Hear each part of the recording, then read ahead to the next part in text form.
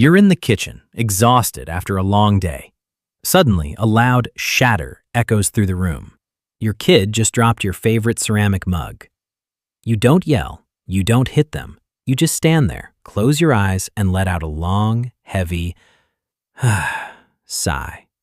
Then you silently kneel down to pick up the pieces, without saying a single word. You think you're being controlled, a mindful parent, but to the child standing frozen across from you, that sigh is scarier than a scream.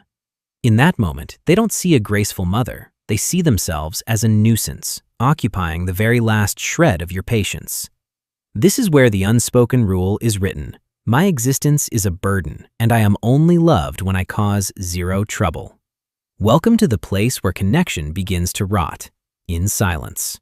Most of us love our children. It's an instinct, a biological contract signed the second they are born. But being liked is an entirely different story. Liked means you actually enjoy their company, even when they are clumsy, slow, or messy. Children are enthusiasm detectives. They don't listen to you saying, "I love you."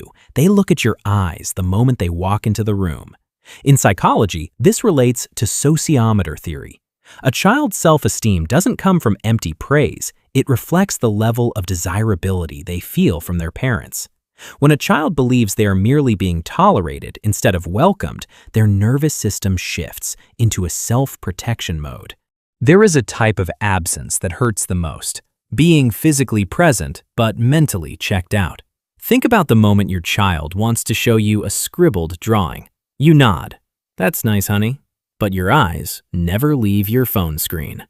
This is technofreance. You spend 0.3 seconds responding to a spam message, but make your child wait 30 minutes for a real look. They are silently tracking the exchange rate of your attention, and they realize TikTok is more interesting. Work is more important. Everything in the world is worth more than my 5-minute story. They don't say it, but they start managing their own presence. They talk less, ask less, disturb less. You think they've become well-behaved, but the reality is they've learned to accept that they aren't interesting enough to be liked by you. This is the hardest part for any parent to admit. We often use our sacrifice as a form of emotional debt. "I spent the whole afternoon taking you to the park. Can't you just behave for once?" When you say that, you turn love into a transaction. The child learns, every joy I receive comes with a price tag, and that price tag is guilt. Research from Cambridge suggests that when children feel their parents' warmth is conditional warmth, they develop a chronic anxiety. They don't live their own life. They live to ensure you don't regret sacrificing yours for them.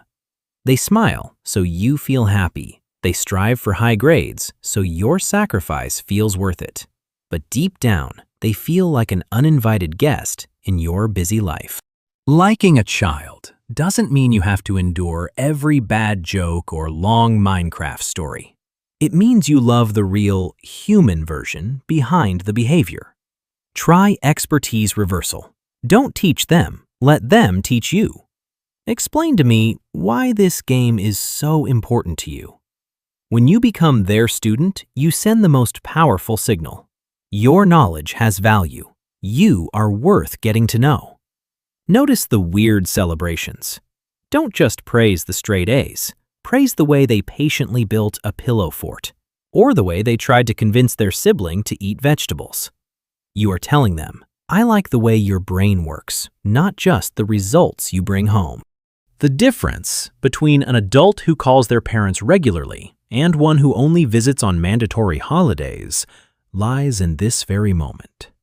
The adult calls because they miss the feeling of being the person their parents actually liked being around.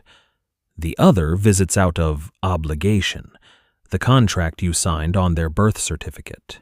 Next time your child drops a cup or starts a 40-minute story about a topic you don't care about, stop. Put the phone down. Look into those eyes. Let them see a parent who is witnessing their presence, not just trying to get through it. Don't just love your child because it's your duty.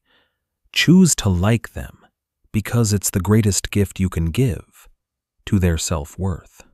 Because in the end, everyone just wants to be with someone who actually wants them there.